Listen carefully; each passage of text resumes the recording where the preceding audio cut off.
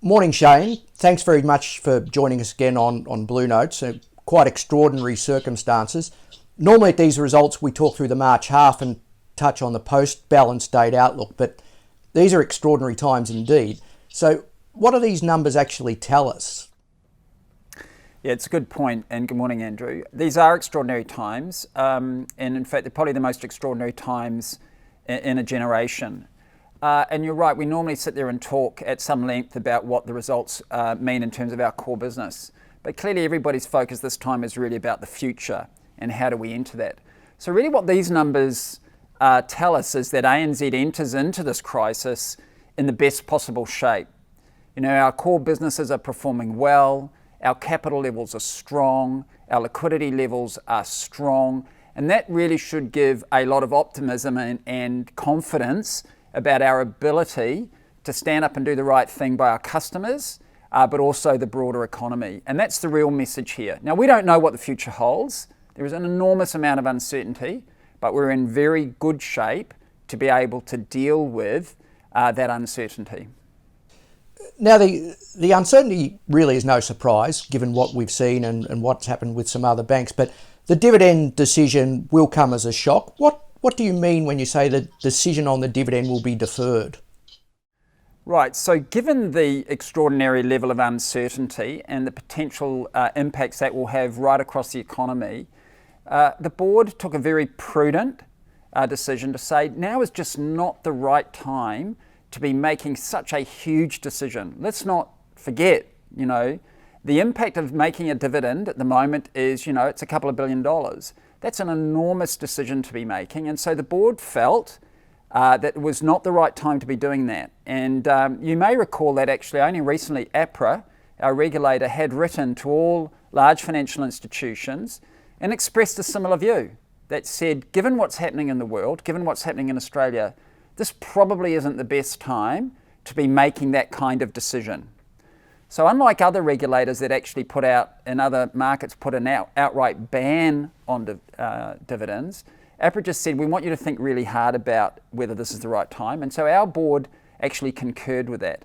And so we've decided to defer the decision about making a dividend until later in the year, when we will have more insight into the economic impacts and the ramifications for the bank. And does that tell us anything about the shape of the bank as we're going forward? Should we read anything more into that? No, I don't think so. I think, again, to me, it shows that the bank will continue to manage the situation in a very prudent way. We're here for the long term, and it's in the long-term interest of shareholders that ANZ not only just survives, but actually is well prepared for whatever situations may come. And so I think it tells you a lot about the mindset of a board, about a prudent approach, a conservative approach, and an approach that is really focused on the long-term interests of stakeholders. Indeed, there is a tension between supporting customers and government initiatives, which the banks, ANZ and other banks are doing, and returns to shareholders. So how do you balance that tension? That's a good question, and it probably is a more pointed tension than we might normally see in more normal times. But in reality, if we stand back and think about it, I'm not sure that there really is a contention there. There's a strong sense of alignment. At the end of the day, what is good for our customers is ultimately very good for ANZ.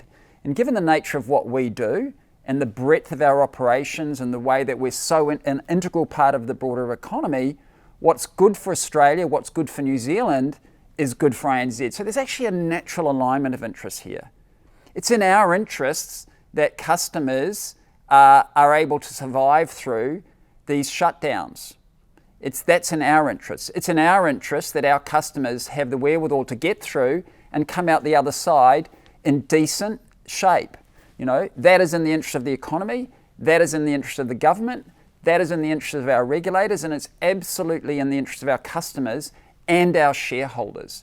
So there is a strong alignment there, and actually one of the highlights, I think, if there's such a thing in such a dreadful time, is to see the sort of alignment and coordination amongst the various stakeholders in the economy. And I think that really differentiates the way that the community is dealing with this crisis as opposed to some that we've seen in the past, where I think in hindsight you could argue, and there are people who are more educated in this than me, but looking back as far as the Great Depression, but certainly the 1990 recession in Australia, then in many aspects the regulators and the governments in those cases were too slow to lean into this. And there might be many criticisms about the way that this is being handled, but I do not believe for a minute that anybody can criticise the scale of the alignment and coordination from the government and the private sector, and also the speed at which decisions are being made. So I think that actually is a very good sign for it. But going to your question, there is a strong alignment of interest here. And those support measures, whether on the bank side or on the government side, there's roughly a 6-month sunset on a lot of them. So how do you see these support measures playing out for that 6 months and perhaps beyond if necessary? Yeah, so a lot of the support measures that we're talking about here are really about buying time, and without sort of overusing the analogy, it is literally about flattening the curve. What we're seeing here is what is in nobody's interest is to see families being put under immense stress, or businesses. And so what we've got trying to do here in government policy and the bank's interest is to flatten the curve of financial stress, to buy time so that people have the time to consider their options and make sure that they have the best possible chance of surviving through. And that's why the banks like ANZ are deferring or offering, at least for people who need it, the ability to defer your payments on your loans if that's what you need, etc. And there's a whole range of other support packages in there. Now, of course, you might at some level say, well, that's fine, you're buying time. It's not a cure. It's not a cure for the stress, but it absolutely buys time, just like with the health crisis, to find a vaccine. And the vaccine ultimately, in financial terms, is to make sure that the economy comes out of this in really good shape. And so, yes, the focus should be on support packages, flattening the curve of financial failure. And now the banks, we're at ANZ already working really hard preparing for the rebound. How can we be in a position to allocate capital, provide loans, support people as they do get back to work and come through this in better shape? And that's exactly the focus of ANZ at the present. And that's why preserving some of our resources to enable that rebound is so important. And going back to where we started, having the financial capacity to do that is so important for a bank. And we feel that ANZ is in the best possible position to be able to fulfil that role as well. And given that position, the starting position, but also given the considerable uncertainty here, are you able to give us some kind of outlook for the bank over the foreseeable future and perhaps the shape of the economy? Well, the reality is there's a lot of uncertainty, and we need to be prepared for the worst, sadly. And in a case like this, this is all new. None of us have really experienced, certainly in our lifetime, a crisis of this nature. Now, on the other hand, sadly in banking, we do experience crises actually with some reasonable regularity. They look different, and they have different sources, and they transmit differently through the economy. I mean, the most recent example, obviously, is the GFC.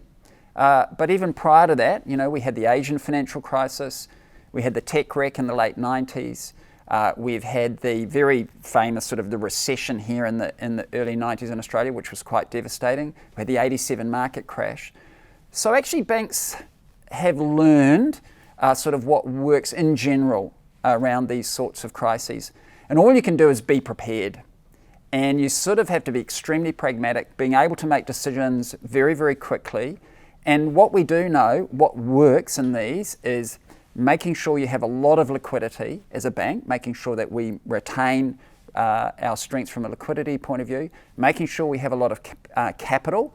And the banks today in ANZ, we've got 3 times the amount of capital today that we had when we entered the GFC, which was only 10 years ago. So we've enormously strengthened our position. So we don't know what the outlook looks like, but we know that we're more prepared than ever. And another thing that probably doesn't get enough discussion, I think, we focus very much on the financial preparedness, but there's also a managerial preparedness and a cultural one.